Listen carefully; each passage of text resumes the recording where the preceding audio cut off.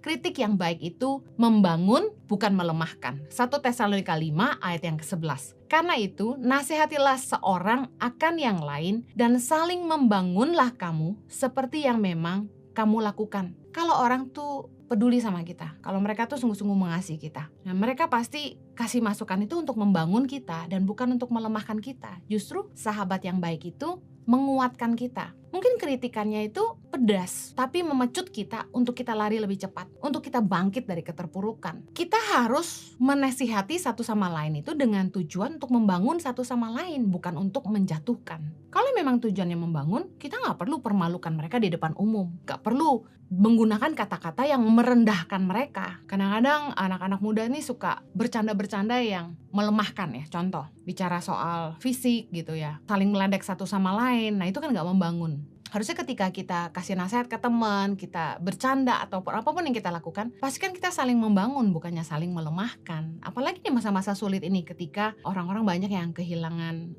income sehingga mungkin putus kuliah, mungkin juga harus cari kerja atau bahkan kehilangan pekerjaan. Ini waktu yang Kak ini mau saran buat anak-anak muda, hindari mengucapkan kata-kata yang nggak membangun. Hal yang paling nggak penting buat diucapkan adalah kata-kata yang melemahkan. Hidup orang udah susah, jangan dibikin tambah susah. Harusnya ketika kita mau keluarin kata-kata apa dari mulut ini, pikir dulu gitu sebelum ngomong. Jangan sampai kita udah ngomong malah matahin semangat orang. Mendingan kamu jadi orang lucu deh daripada jadi tukang kritik yang suka sinis. Terlepas dari semua teman, siapapun yang bisa kasih nasihat sama kita, Tuhan tuh penasehat terbaik. Mazmur 16 ayat yang ke-7 bilang gini, aku memuji Tuhan yang telah memberi nasihat kepadaku. Ya, pada waktu malam hati nuraniku mengajari aku. Tuhan tuh the best deh. Tuhan tuh pokok, sumber segalanya, sumber hikmat, sumber kekuatan, sumber pertolongan, sumber kasih. Kita disakiti, kita butuh ngampuni, kita datang sama Tuhan karena Dia sumber kasih. Ketika kita lemah, kita butuh datang sama Tuhan karena Dia sumber kekuatan.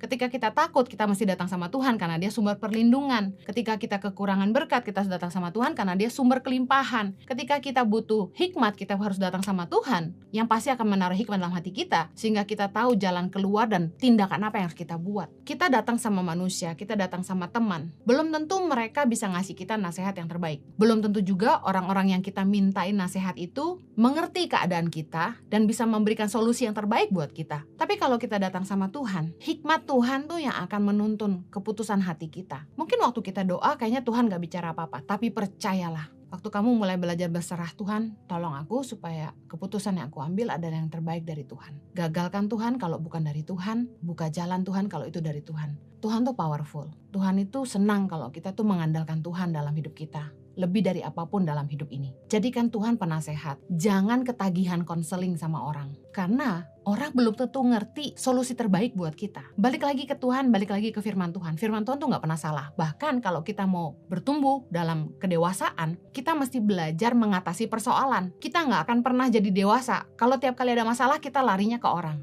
Kalau kita punya masalah, larilah kepada Allah, sumber segalanya. Filipi 2 ayat 1. Jadi, karena dalam Kristus ada nasihat, ada penghiburan kasih, ada persekutuan roh, ada kasih mesra, dan belas kasihan. Datanglah kepada Kristus, sumber kasih kita, sumber kekuatan, dan yang paling pasti mengasihani kita. Kak ini percaya lebih dari apapun, Tuhan akan jadi penasihat terbaik dalam hidup kita.